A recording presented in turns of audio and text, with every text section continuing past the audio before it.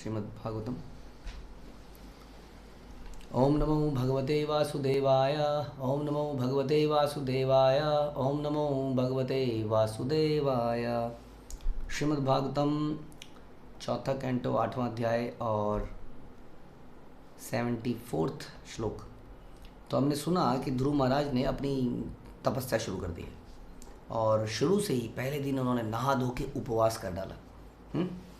तो ये हमने इसके बारे में काफ़ी डिटेल में सोचा। जब हम किसी तीर्थ स्थान में जाते हैं, जब हम यात्रा करते हैं, जब कुछ, तो हमारा उसका मुख्य पर्पज़ क्या होना चाहिए? हमारा मुख्य पर्पज़ होना कैसे कृष्ण भावनामृत को जागृत किया जाए भक्तों के साथ में रह के। इसमें अगर हम बहुत ज़्यादा शॉपिंग, बहुत ज़्यादा खाना पीने के बाद फोकस करेंगे तो जाने का सारा पर्पज़ खत्म हो जाएगा। Don't make yatras as your as enjoyment picnics, जहाँ पे variety of food and variety of clothes and variety of all this. Variety of cloth से आपकी अटैची इतनी मोटी हो जाती है और वैरायटी ऑफ फूड से भी अटैची मोटी होती है, और उसके बाद खाने में, ट्रैवलिंग में दिक्कतें आने लगती हैं यात्रा में। हाँ, पता लगा बीच में प्रेशर आ गया तो सारा काम ख़राब हो गया। इसलिए light eating, light suitcase always makes your travel very perfect. तो उसी तरह से संसार में जब हम रहते हैं तो हम इस संसार में हमें अपना ट्रैवलिंग लाइट करनी चाहिए, क्योंकि इस संसार में भी हम एक ट्रैवलर की तरह हैं। हाँ, ब्राह्मण सर्वभूतानि यंत्रारूढ़ानि माया। भगवान कहते हैं कि इस शरीर रूपी यंत्र में बैठ के, अलग अलग शरीरों में बैठ के हम अलग अलग लोकों की, प्लानिटरी सिस्टम की, अलग अलग कंट्रीज़ की, अलग अलग योनियों में, अलग अलग यंत्रों में भ्रमण कर रहे हैं। तो इस प्रकार से उसके लिए हमें लाइट रहना जरूरी। लाइट रहने का क्या मतलब है? यहाँ पर लाइट रहने के बाद हमारी अटैचमेंट्स, हमारी आसक्तियाँ जितनी कम हो, हमारी एक्यूमुलेशंस जितनी कम हो, हाँ उतना है, उतना ही। अब जैसे कि हम एक पहाड़ में चढ़ रहे हैं, अब एक पहाड़ में चढ़ रहे हैं, अगर हमारे बहुत सारी बैग्स हैं तो वेरी डिफ़िकल्ट, हाँ, पहाड़ में चढ़ना। लेकिन बिल्कुल बैग लग जाएंगे तो बीच में भूख लगेगी तो खा भी नहीं पाएंगे। तो दैट बैलेंस वो हर किसी का अलग अलग हो सकता है, हाँ, वो हमें बनाना है। तो इससे ध्रुव महाराज ने अपना बैलेंस क्या बनाया? ध्रुव महाराज ने अपना बैलेंस बनाया कि मैं 3 दिन में एक बार खाऊंगा। क्या खाऊंगा? बेर, कैथे। उसके बाद नेक्स्ट क्या बनाया कि मैं 6 दिन में एक बार खाऊंगा। क्या खाऊंगा? शुष्क यानी कि सूखे घास के पत्ते। उसके बाद उन्होंने अपना ट्रैवलिंग को लाइट कैसे किया? तृतीयम च आनयन मासम नवमे नवमे आहनी अपभक्षा उत्तम श्लोकम उपाधावत समाधिना। तीसरे महीने में वो प्रत्येक 9वें दिन, 3, 6, 9, 9वें दिन केवल जल पीते थे। अब इन्होंने खाना भी छोड़ दिया। हम लोग एकादशी के दिन केवल जल पीते हैं, तो कई लोग कहते हैं जल में कैसे रहेंगे, फल चाहिए। मतलब फल वाला कहता है फल में कैसे चलेंगे, आलू चाहिए है। और निर्जला एकादशी के दिन जल भी नहीं पीते हैं, तो लोग एक दिन बिताना भारी हो जाता है। इन्होंने 9वें दिन यानी कि 8 दिन तो टोटल निर्जला ही था। करीब बच्चे ही हैं देखा जाए तो। कई बार माता पिता कहते हैं कि इतनी कठोर तपस्या बच्चों से क्यों करानी है? नहीं तो ये बच्चे केंचुए और कॉकरोच की तरह पैदा होंगे और मर जाएंगे। जैसे अनेक मच्छर पैदा होते हैं डेली और डेली मर जाते हैं, लेकिन ध्रुव महाराज उनको आज भी संसार याद करता है। सोचिए, कहाँ सतयुग, कहाँ ये कलयुग। आज भी ध्रुव महाराज के बारे में हम चर्चा कर रहे हैं बिकॉज ऑफ दिस। तो ये जो बॉडीली कैपेसिटी, आप हम जानते नहीं कि बॉडी की जो कैपेसिटी है वो अनलिमिटेडली बढ़ाई जा सकती है। हाँ, इतनी बाई प्रॉपर वे में अगर हम इसको आगे बढ़ें। क्योंकि एक ज़माना है कि हम सब लोग 10-10 घंटे सोया करते थे, 8-8, 10-10 घंटे नॉर्मल था। धीरे धीरे कम करते करते वो 6-6 घंटे में हमारी जीवन सालों साल चला रहा। कई लोग कहते हैं तुम जो अभी अचानक से कभी आप बीमार पड़ जाओगे तो सब बोलेंगे तुम क्योंकि कम सोते हो ना और फिर जब वो बीमार पड़ते हैं, कितने ऐसे लोग थे हमने देखा कि इस्कॉन में आने से पहले हमारी जानकारी में कई लोगों को मेंटल जो भी था समस्याएं थी, हॉस्पिटलाइज हुए, चक्कर आते थे। धीरे धीरे ये चक्कर, ये डिप्रेशन, ये सब चीज़ें, दिमागी प्रॉब्लम समाप्त हो गई। जबकि दिमागी प्रॉब्लम में डॉक्टर जो है सोने को दवाई देता है, सुलाता रहता है पूरे दिन, और यहाँ हम सोने नहीं देते हैं और आदमी ठीक हो जाता है। तो वास्तव में इस बॉडी की कैपेसिटी को धीरे धीरे शनै शनै बढ़ाया जा सकता है। हाँ, उसके लिए आचार्यों ने कुछ नियम बना रखे हैं। युक्ताहारस्य विहारस्य, भगवान भी बोलते हैं कि कैसे नियम का पालन किया जाए, उस बॉडी की कैपेसिटी को बढ़ाया जाए, ताकि हम अधिक से अधिक श्रवण कीर्तन कर सकें, लेकिन अंडर गाइडेंस ओनली, नॉट कि एक्सट्रीम में चले जाएं। और हाँ, जैसे हमने पहले भी चर्चा करी थी, हम ध्रुव महाराज की तरह हैं, अभी इतने एलिवेटेड नहीं है, धीरे धीरे हम करें तो सही, धीरे धीरे इसको बढ़ा सकते हैं। तो 9वें दिन में वो जल पीते थे। इस प्रकार वे पूर्ण रूप से समाधि में रहते हुए पुण्य श्लोक भगवान की पूजा करते रहे, क्योंकि खाने में खाएंगे तो फिर मल भी त्यागना पड़ता है। अब 9वें दिन में आदमी पानी पिएगा तो पानी जब अंदर जाएगा तो समझ लीजिए कहीं इवेपोरेट ही हो जाएगा, वो सूखी हुई खाल को गीला ही कर पाएगा जगह जगह, वो मूत्र के रूप में बाहर भी नहीं निकल पाएगा। तो यानी कि सारा का सारा समय केवल भगवान का ध्यान, हरे कृष्ण कृष्ण कृष्ण हरे हरे, हरे राम राम राम हरे हरे। हाँ, इस प्रकार से जी रहे हैं, अधिक से अधिक समय में भक्ति कर पा रहे हैं, भजन कर पा रहे हैं। नहीं तो खाना और फिर त्यागना और फिर खाना, इस प्रकार से लगे रहने को ही समाधि कहते हैं। तो इस प्रकार से उस समाधि में लग गए। फिर क्या हुआ, चौथे महीने में अब क्या करेंगे, चतुर्थमपि वे मासम द्वादशे यहनी वायुभक्षो जितश्वासो ध्यायन देवम धारयत। चौथे महीने में ध्रुव महाराज प्राणायाम में पटु हो गए, यानी कि अपनी सांसों को रोकने में पटु हो गए। प्राणायाम में पटु होने का भी एक पर्पस है। आजकल लोगों ने प्राणायाम का पर्पस कुछ और ही बना लिया है। लंग्स की ताकत कम हो गई है प्रभु जी कोरोना के बाद, तो सोच रहे हैं कि प्राणायाम करेंगे तो ये फेफड़ों में ताकत आ जाएगी, लेकिन फेफड़े तो एक दिन फटाक से ख़त्म हो जाएंगे, जल जाएंगे। हाँ, इन फेफड़ों में कितनी हवा भर देंगे हम, हाँ अल्टीमेटली। तो कई को पेट अंदर करने के लिए प्राणायाम कर रहे हैं, कई पर्पज़ से लोग प्राणायाम कर रहे हैं। इसके फ़ायदे तो दिख ही रहे हैं लोगों को, बट ये इसका मुख्य उद्देश्य नहीं है, मुख्य फ़ायदा नहीं है। It's like by product. इसका मेन प्रोडक्ट वो है जो ध्रुव महाराज ने यहाँ प्राप्त किया। हाँ, क्या किया, उन्होंने कह रहे कि इस प्रकार अपने स्थान पर पूर्ण रूप से स्थिर होकर उन्होंने भगवान की पूजा करी। हाँ, आधार्यत, परमेश्वर की पूजा करी उन्होंने, यानी कि भगवान को धारण कर लिया हृदय में। इस प्रकार से उन्होंने प्राणायाम किया। प्राणायाम में पटु हो गए, क्योंकि श्वास का जल्दी जल्दी चलना, इट्स लाइक ब्लड प्रेशर। जब हमारे अंदर काम इच्छाएँ बढ़ जाती हैं तो हमारा सांस बढ़ जाती है।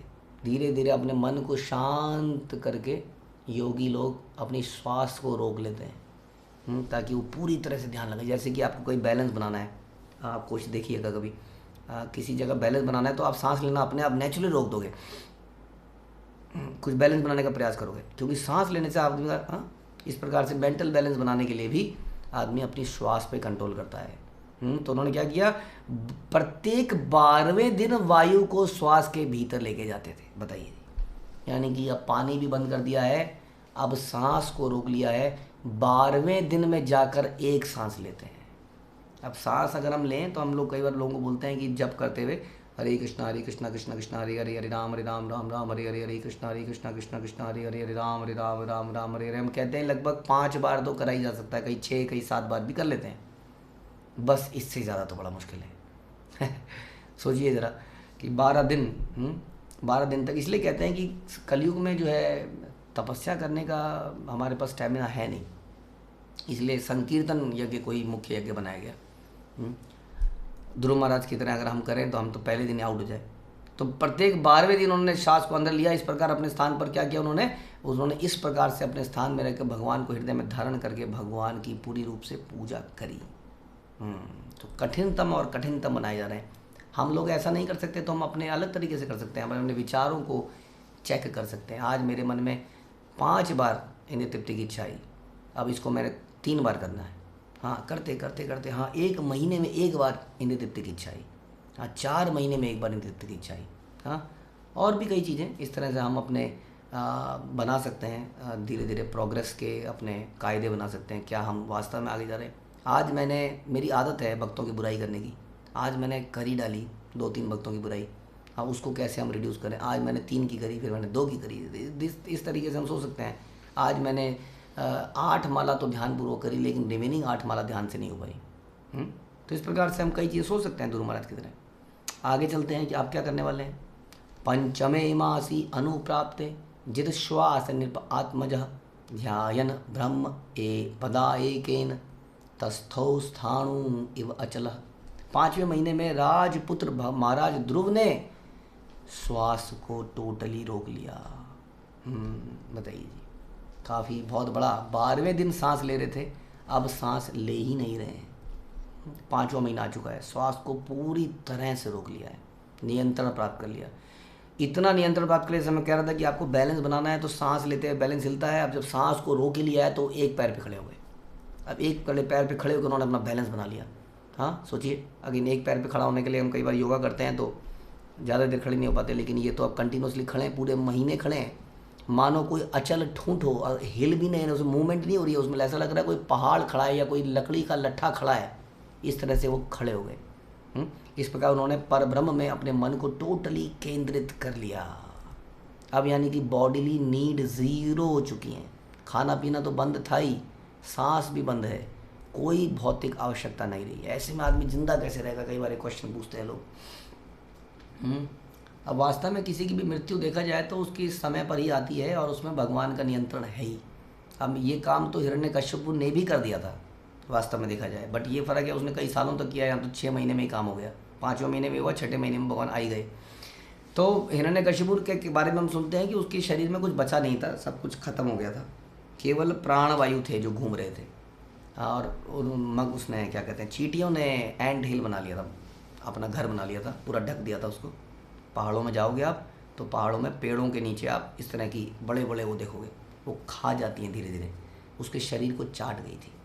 हाँ, इतना उसने संयम किया कि काटे जाने पर भी वो अपनी समाधि में लगा रहा, उसका ध्यान वहीं लगा रहा और उसने अल्टीमेटली वो प्राप्त किया। लेकिन क्योंकि उसने एन्जॉयर, कंट्रोलर, प्रोपराइटर बनने के लिए ये तपस्या कर रही थी, इसलिए वो फेल हो गया। ध्रुव महाराज ने भगवान को प्रसन्न किया था, हिरण्यकश्यप ने भगवान को प्रसन्न करने का प्रयास नहीं किया, उसने देवताओं को प्रसन्न करने का प्रयास किया ताकि उनसे कुछ वर प्राप्त हो। वर के लिए ध्रुव महाराज ने भी किया, लेकिन ध्रुव महाराज भगवान के पास गए, पिता के पास गए, वो समझा बुझा के हमारे लिए जो उपयुक्त है वही देते हैं। कोई बाहर का आदमी हमें कुछ भी दे सकता है। तो इस प्रकार से उन्होंने अपने मन को चारों ओर से खींच लिया। सर्वतः मना आकृष्य हृदय भूत इंद्रियाशयम ध्यायन भगवता रूपम न अद्राक्षित किंचन अपनम। अपनी इंद्रियों को उनके विषयों पर से पूर्ण नियंत्रण प्राप्त कर लिया और इस तरह अपने मन को चारों ओर से खींचकर भगवान के रूप में स्थिर कर दिया। तो प्रभुपाद ये अक्सर बताते हैं कि ये है असली yoga, this is the purpose of ultimate yoga. कि अब ये जो जो हमने आसन प्राणायाम जो भी हमने किया, उसका पर्पस है कि हम अपने ध्यान को, अपने मन को इंद्रियों के विषयों से, अट्रैक्शन से, इच्छाओं से खींच सकें और भगवान में स्थिर कर सकें कंटिन्यूसली।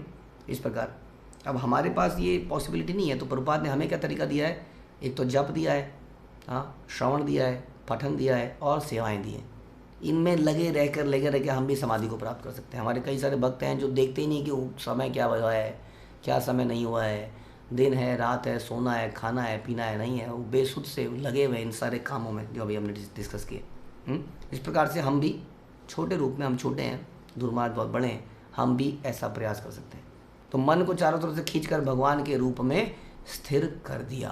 हाँ, तब हुआ क्या, जब ध्रुव ने अपना मन को भगवान पे केंद्रित कर दिया, एक पैर पे खड़े हो गए और श्वास को रोक दिया, तो सारा संसार हिलने लगा। ये है भक्त की ताकत। सारा लोक हिलने लगा। एक छोटा सा बालक के अंदर इतनी पावर हो सकती है। आत्मा के अंदर अनलिमिटेड पावर है, हम इसको यूज़ नहीं करते हैं। इट्स वेरी पावरफुल, तभी तो ये आत्मा ट्रैवल कर जाती है। योगी लोग क्या करते थे, ध्यान में अपनी आत्मा को शरीर से निकाल लेते थे अपने कंट्रोल के हिसाब से।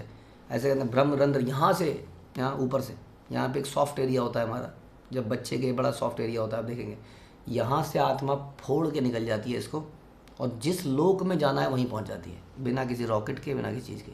इतनी पावरफुल है ये है, लेकिन इसकी शक्ति का एक्चुअली में ये ढकी हुई है, इस वक्त आवरण है इसके ऊपर, इसलिए इसकी जैसी रियलाइजेशन होती है, आत्मा इज़ वेरी पावरफुल। एक बच्चे ने पूरे लोक को हिला दिया। क्या क्या हुआ, कौन कौन परेशान हुआ, इससे ये हम अगले प्रवचन में सुनेंगे। हरे कृष्ण। श्रील प्रभुपाद की जय। ग्रंथराज श्रीमद् भागवतम की जय। ओके।